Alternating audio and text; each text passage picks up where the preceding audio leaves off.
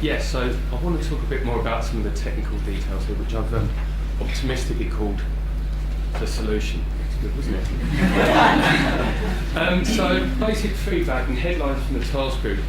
And the big one is this. We believe in a shared vision of zero carbon. We believe that the original vision of zero carbon non-domestic buildings should be maintained. That is to say that zero carbon non-domestic buildings should be introduced from 2019 onwards. As Sarah stated, this is ahead of the EU implementation of nearly zero energy buildings. However, the feedback we've had both from the task group and from the wider industry has told us this is technically possible. And there's widespread industry support for this, and as Sarah said, we can all work together to help deliver the zero carbon non-domestic buildings policy. However, obviously, this zero carbon policy for non-domestic buildings needs two things. It needs confirmation from government and it needs additional direction. Right, so we feel that this definition should take the form of a roadmap, as Sarah's already touched on in one of her recommendations. The roadmap needs to cover a few key aspects. The first is a 5 to 10 year period. Currently, building regulations currently are updated sort of every sort of 2 years. This doesn't really give us enough lead time in terms of large construction projects to anticipate the levels of carbon reductions and policies that we're going to have to implement. So the roadmap also needs to cover the carbon reduction targets we're going to be expected to achieve so that we can make our designs more efficient and get ourselves zero carbon ready. It needs to cover the introduction of new standards, things like allowable solutions potentially, or a fabric standard for non-domestic buildings. It needs to cover an assessment of our existing knowledge gaps and how we're going to deal with those in a robust and reliable manner. And it also needs to adapt to other forms of regulation and policy. And we're not just talking about Part L in terms of the zero carbon definition here. We're looking at other different policy mechanisms to help reduce the energy emissions from our buildings. So I've got here a timeline showing sort of where we are now and where we want to get to. And what this timeline really highlights is we're not actually too far from 2019. I know we've got a new version of Part L coming in about just over a month's time, which obviously we can't do anything with. So that gives us Part L 2016 and Part L 2019. So that's only really two potential leaps before we can hit zero carbon non-domestic buildings. So our feeling is therefore that the focus should really be on aligning Part L with the zero carbon definition as it currently stands. For this reason, we feel that the zero carbon definition should initially cover only the fixed regulated emissions from the fixed building services as are currently accounted for within Part L. However, we feel that there's scope to include emissions from additional building services, that is to say lifts, escalators and overdoor heaters. These are clearly form part of the fixed building services, and we feel that design teams should be given credit for selecting low carbon, low energy technologies when they do their carbon emissions calculations. And we feel that these could be pulled in even sooner in 2016 to give the industry time to get used to this. So what does a zero carbon non-domestic building look like? Well, good design is good design, whether it's applied to residential or non-residential property. So we borrow quite heavily from the domestic zero carbon definition here. So we feel that there's a number of sort of key elements that make up what a zero carbon non-domestic building should look like. We feel that it should have a high level of building fabric energy efficiency to reduce energy demand. We feel that it should incorporate energy efficient mechanical systems and cost-effective renewable technologies on site where possible to help reduce building energy consumption, bills for occupiers and carbon emissions from the built environment. We also feel, however, that with best will in the world, you're not going to get to zero carbon through on-site means alone. So there needs to be off-site provision to meet the net zero carbon target. And we feel that it could look something like this pyramid, which is kind of adapted from the residential zero carbon pyramid. You'll find a bit more detail on this in the full report. But basically, it relies on sort of elemental efficiencies, building up to a defined maximum building energy use, and then either on-site or off-site carbon mitigation to meet the zero carbon standard, potentially through allowable solutions.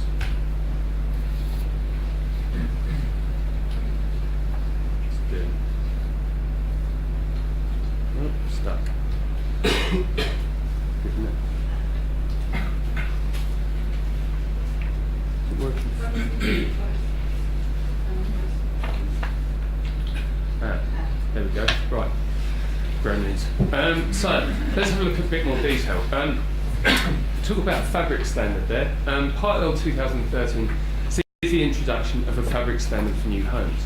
The aim here is to focus design teams on passive measures to reduce energy demand. And these are passive measures that stay with the building over the course of its life. So the question the task group asked ourselves is, could a fabric standard work for non-domestic buildings? Well, clearly this would include some sort of assessment of the building energy demand before you even consider the systems and the renewables that go into that. So we're talking about an assessment of heating demand, of cooling demand, as with the residential sector, but also more and more non-domestic buildings are taking advantage of daylight harvesting technologies. And passive design can clearly influence this through appropriate glazing selection. So a non-domestic fabric standard should therefore also take account of lighting demand as well. And these are benefits which remain with the building for life, regardless of how it's operated initially, or if that change, or if the use changes over the course of its lifespan.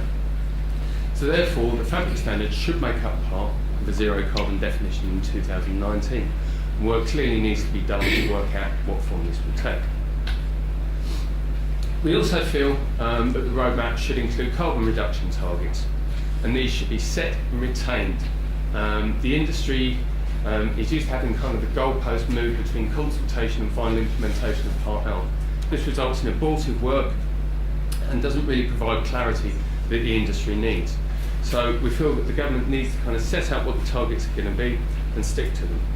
And we've highlighted some indicative targets both here and in the full report. I'd like to stress that these are indicative only, based on consultation within the task group and based on current industry best practice, and as Sarah said, aggregated across the build mix, and clearly there's a need for further investigation here to determine what level of on-site carbon abatement is reasonable. Finally, as I said, we've got the allowable solutions. Now, as you're aware, allowable solutions provide an off-site means of mitigating residual CO2. And in the 2013 consultation on allowable solutions for new homes, DCLG released a proposed framework and principles that cover the allowable solutions mechanism for new homes. And I read that and I thought, well, there's absolutely no reason why the same mechanism couldn't apply to non-domestic buildings from 2019. It's a lot simpler, it doesn't require reinventing the wheel for policymakers or designers. It's a line definition so that property developers will know what they have to do regardless of whether they're building residential, commercial, retail, industrial or indeed mixed-use developments. It will provide economies of scale for the allowable solutions market. More cash in the pot means bigger schemes can be rolled out. And finally, as the market develops from 2016 with the introduction of allowable solutions for new homes, the market's got 3 years to get used to it, to gear up for the additional impetus from 2019 onwards. Right, so we talked about some of the definition about how we're actually going to meet this zero carbon definition. So looking at some of the methodologies and metrics, as you're aware, maybe aware, the energy efficiency of our new non-domestic buildings is defined using the NCM and SBEM. Now, consultation within the task group and industry revealed that industry has some issues with SBEM, to put it mildly.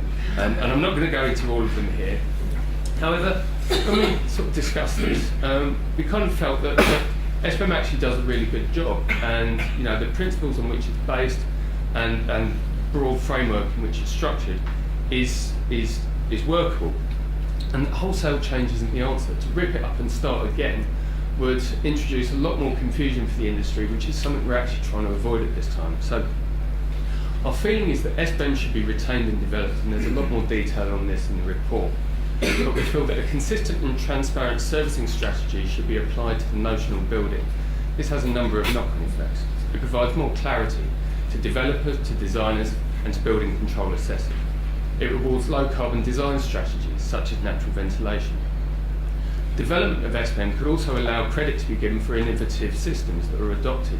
And trust me, more and more of these are coming forward as we approach zero carbon non-domestic in 2019, and designers look to further reduce the energy and emissions of our buildings.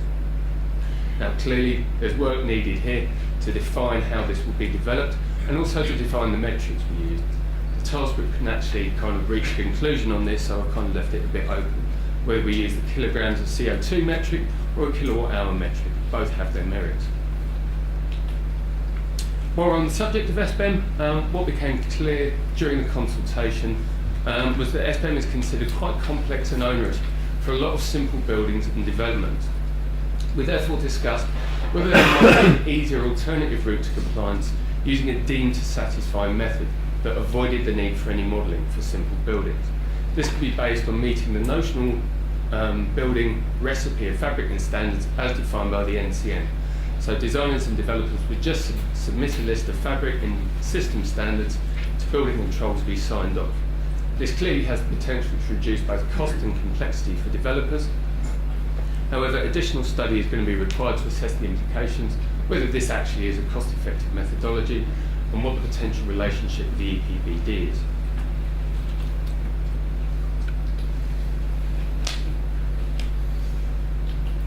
Right, so on to a few of the other subject areas we touched on, because I know that these will probably come up later anyway. So unregulated loads, as you can probably guess from the title, these are loads that are currently unaccounted for within Part L.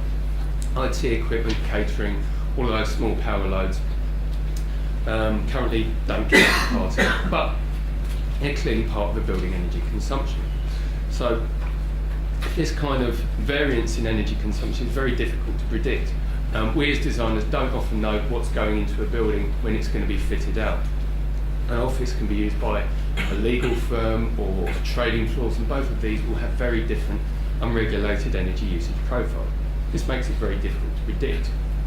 Because we don't know who tenants are going to be, it's also very difficult to influence. We as designers don't have much say on what people are going to be putting into their buildings, and I don't think developers will want to be too onerous on what people are going to be putting in them either. So, there's a bit of kind of a few questions that still exist about whether unregulated loads should be included in the zero carbon definition. But the general feeling is that taking the holistic view, it's very difficult to label a building as being zero carbon without accounting for these unregulated loads somehow.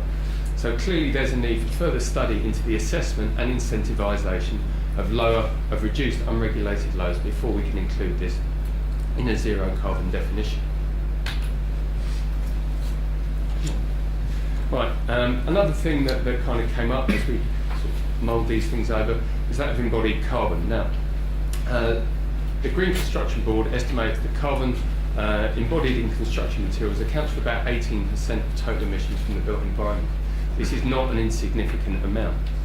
And the industry's growing awareness of where our materials come from, how they're processed, how they're distributed to site, and the on-site construction activities used to construct our buildings can have a significant impact in reducing the carbon footprint of our buildings.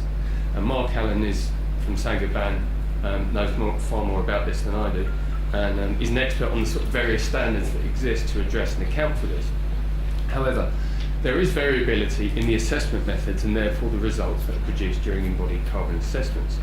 So we therefore call upon the industry to work together to develop rigorous and consistent assessment methods before embodied CO2 can be accounted for in the zero carbon definition. One of the other things we discussed was the issue of the performance gap.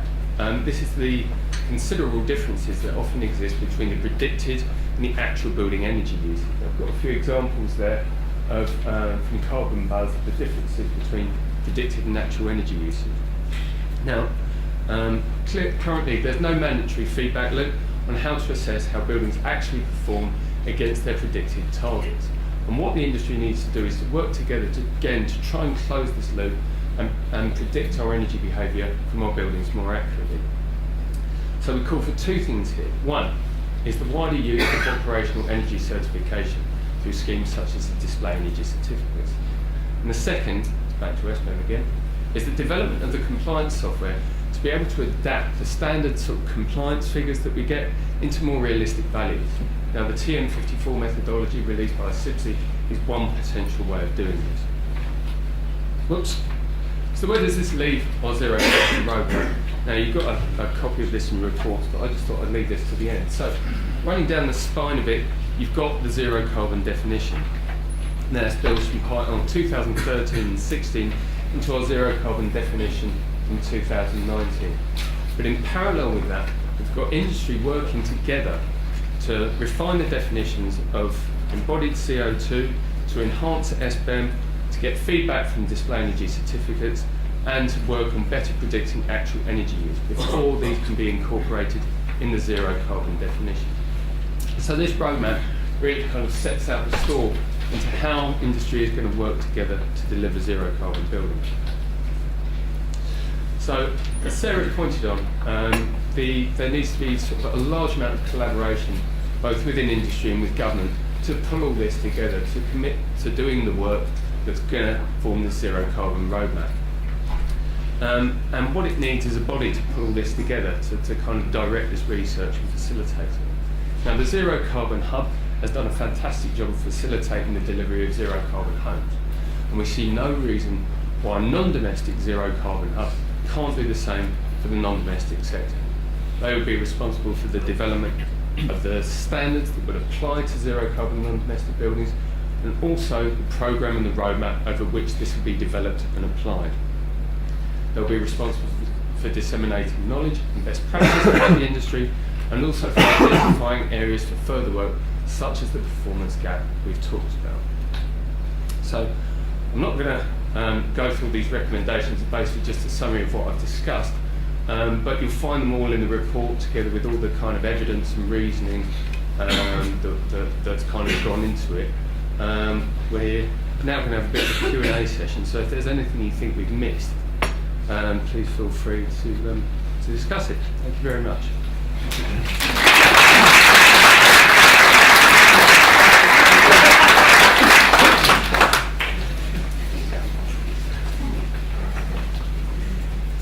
Thank you very much indeed, Dan. A very, very clear summary of a lot of complex information. Obviously you will have noticed that the report you've got on your chairs is just the executive summary. The full report is freely available to download from our website today, so it's there live as we sit here, so you can dive into the detail. Before we get to the Q&A, we're going to hear from a couple of other members of the task group. First of all, Emma Hines from Lafarge Tarmac, and then John Davies from Dermot London, who are just going to give us some impressions really based on case studies and their own experience about what this and the recommendations would mean for them. Please, Emma.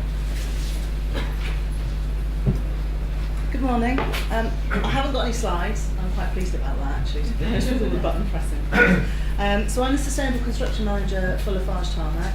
I'm here really to talk about what it means, what certainty would mean for us for zero carbon for manufacturers. For those of you that are unaware, I won't talk a lot about my company, but we are manufacturers of cement, aggregates, concrete, asphalt, waste and recycling services. So that gives you an idea of the kind of extent of what we do. We employ around 5,500 people, and we manage hundreds of thousands of acres of land assets across the UK. So that gives you an idea of the extent of what we're doing. Both ourselves, Lafarge Tarmac, Saint-Gobain, we all work continuously to improve our manufacturing processes, our supply chain, our product range, providing information for our customers, whether it be carbon footprinting, EPDs, COBE information for BIM. We're continuously moving in the right direction to try and help our customers in the problems that they face in construction. So for us really, I wanted to kind of cover the Construction 2025 document that came out last year in July, I think it was. It detailed actions needed by the government industry to meet the vision, and it also talked about CO2 targets. But unfortunately, because of the uncertainty that we're facing, it's really difficult for us to know where to go, where to invest and what to do next. So really I've got 6 points on what certainty would mean for us as manufacturers. The first one is a reduction in risk actually increases confidence. So if we know what's happening, then it will increase our own business confidence. And this is an opportunity for government to create that certainty for the whole of the construction industry.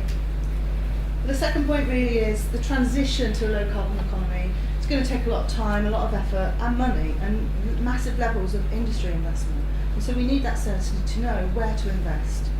And that really leads on to the next point, which is about research and development. If we have certainty, then we will know how we can invest, and where we can, we will invest more ambitiously in programmes to come up with these new solutions to help with the zero carbon targets. Hopefully this certainty also would lead to private investment and government funding in R&D, so beyond 2015, more certainty, a longer term really effect for us. And furthermore, increasing that certainty will also help us in areas of recruitment, training, development, and providing the skills that actually not just the manufacturers, but the whole supply chain needs to deliver zero carbon. For me, the biggest point is collaboration. That's the key to sustainability as a whole. And actually, to deliver the carbon reductions, we need to be able to have public and private collaboration to enable our organisations to actually sit down and just really talk about what the issues are and actually find the solutions, because from solutions comes new innovation. So really, it's about supporting a recovery in the UK economy. It's about public investment, private investment, and what Sarah talked about, the sort of figures that actually cover the construction industry and how that helps the global economy. So the final point for me from a Lafarge tarmac manufacturing perspective is managing business risk. It's all about investment certainty, and it's critical in planning for the future. If we know how to manage our business risk around policy and regulation, which is set and it isn't interfered with or deflected in the short term, that's the key to the zero carbon success. Thank you.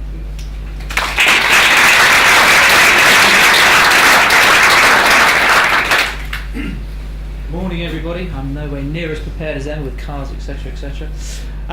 I think we're probably going to get bored of this word uncertainty. I think by the end of the task group everybody could actually spell it within 30 seconds, and we're also sometimes banging their heads against the wall when we're using the word, but it is a critical word in all of this.